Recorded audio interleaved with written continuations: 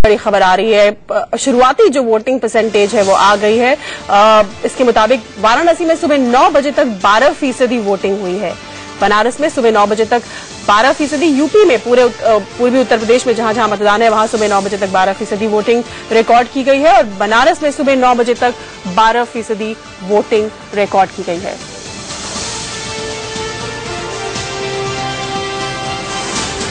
बिहार में सुबह 9 बजे तक 11% वोटिंग और पश्चिम बंगाल में सुबह 9 बजे तक 21% वोटिंग। हमने इस पूरे चुनाव के दौरान देखा है कि पश्चिम बंगाल में वोटरों ने भारी संख्या में बाहर निकलकर वोट डाला है। 80-85 से ऊपर फीसदी तक मतदान की परसेंटेज रिकॉर्ड की गई है और अभी भी जो ये 3 अलग अलग राज्यों में मतदान हो रहा है उसमें फिलहाल पश्चिम बंगाल सबसे आगे है सुबह 9 बजे तक 21% वोटिंग के साथ। बिहार में 11% वोटिंग 9 बजे तक और उत्तर प्रदेश में जिसमें काशी सम्मिलित है वहां पर 12% वोटिंग सुबह 9 बजे तक। हमारे साथ एक खास पैनल जुड़ा हुआ है सुबह से ही और हम चर्चा कर रहे हैं। हमारे साथ हमारे एडिटर इन चीफ दीपक चौरसिया जुड़े हैं, साथ ही हमारे साथ वरिष्ठ पत्रकार अवधेश जी जुड़े हुए हैं। हमारे साथ उषा श्रीवास्तव हैं, ये वरिष्ठ पत्रकार हैं, बनारस की रहने वाली हैं।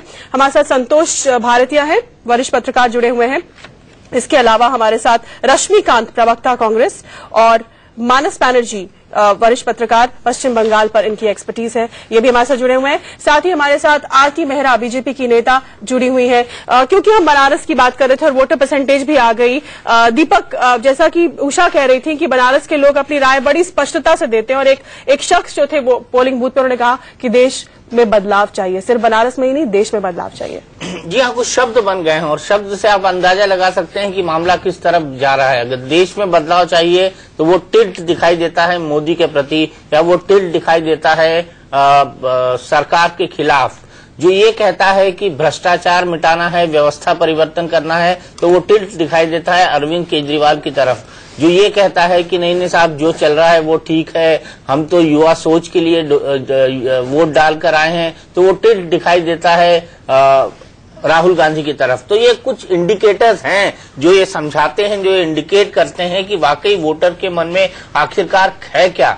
उषा जी ने बिल्कुल ठीक कहा, साफगोई से वोट करता है, ठीक वोट करता है, सही बात कहता है बनारस का वोटर और वही हमको रिफ्लेक्शन देखने को मिला है। लेकिन जहां तक वोटिंग परसेंटेज का बात है, मुझे लगता है बनारस के हिसाब से 12% थोड़ा कम है, उसे और ज्यादा होना चाहिए क्योंकि काशी के अंदर इतनी बड़ी लड़ाई, इतनी बड़ी राजनीतिक लड़ाई आज तक कभी नहीं लड़ी गई है। इसीलिए वहां के लोगों से ये उम्मीद की जानी चाहिए कि और बड़ी संख्या में निकले, एक इतना बड़ा वोटर टर्नआउट हो जिससे लोग भी अचंभित हो जाएं कि काशी की जनता आखिरकार किसके पक्ष में अपना मतदान करने जा रही है। शायद दीपक की एक वजह हम ये भी मान सकते हैं कि बनारस के लोग थोड़े लेट बैक हैं, आराम से आते हैं, आराम से निकलते हैं, घूमते फिरते हुए जाते हैं और शाम तक का वक्त है, आराम से वोट करेंगे। इस पर उषा से पूछना चाहेंगे। उषा, ठीक है ये बात? हाँ, ये बिल्कुल ठीक है, आराम। लेकिन ये भी याद रखना होगा कि बनारस के लोग उठते सबसे पहले हैं। वो उनका सुबह बहुत सुबह हो जाती है, 5 बजे वो पूरा शहर जो है जाग जाता है।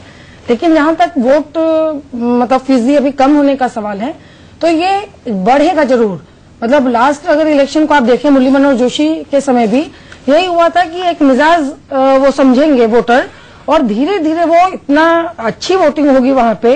और खासतौर से इस समय जबकि वहां नरेंद्र मोदी खुद मैदान में है तो एक अजीब सा जुनून पूरे शहर में है, पूरे लोगों में है, मैंने वो देखा है। केजरीवाल निश्चित तौर पर उनको अच्छी टक्कर दे रहे हैं। अजय राय जिस बाहरी और घर के उम्मीदवार की बात कर रहे हैं तो अजय को शायद ये चीज थोड़ा सा कहीं महंगी पड़ सकती है कि लोग उनकी कमजोरियों को भी जानते हैं और मोदी के साथ एक उम्मीद इतनी बड़ी जुड़ गई है उस शहर की को, मतलब उससे वो लग रहा है कि और कुछ कहीं उसको दिख ही नहीं रहा है।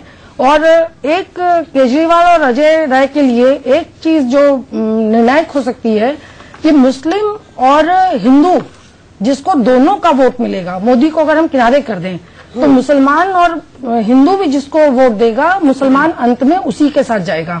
नहीं, मुस्लिम का एक बात है, मुस्लिम का जो अभी बनारस में जो चल रहा है उसमें क्या है जो मुद्दा कुछ नहीं है। उसको कहना है कि भ्रष्टाचार के मामले में पूछा था, भ्रष्टाचार नहीं है, महंगाई नहीं है, लेकिन खाली मोदी को रुकना है। तो मोदी को वो ये भी जानता है कि सिर्फ मुसलमान जिसको वोट पड़ेगा वो सिर्फ मोदी को नहीं रोक सकता। मोदी को वही रोकेगा जो हिंदू वोट भी खींचने में कहीं ना कहीं कामयाब होगा। तो दोनों जहां केजरीवाल जो ओवर कॉन्फिडेंट दिख रहे हैं, हाँ मुझे लग रहा है कि केजरीवाल अभी हिंदू उसमें ज्यादा उन्होंने काम भी नहीं किया। हिंदू वोटर्स के बीच में वो कह रहे हैं कि वो घर घर गए, लेकिन जहां तक मैं उस शहर को जानती हूँ, केजरीवाल अभी तक ज्यादा उनका फोकस मुसलमानों के बीच में रहा है, जबकि अजय को हिंदू और मुसलमान दोनों का वो है। तो अगर हम दूसरे और तीसरे नंबर की लड़ाई की बात करें तो अंत में फैसला उसी के पक्ष में होगा जिसको हिंदू मुसलमान दोनों मिलेंगे। चलिए, तो ये तो थी काशी के मूड की बात। देश के मूड की बात करेंगे हम छोटे से ब्रेक के बाद। हमारा खास पैनल हमारे साथ जुड़ा हुआ है, आप भी हमारे साथ बने रहिए।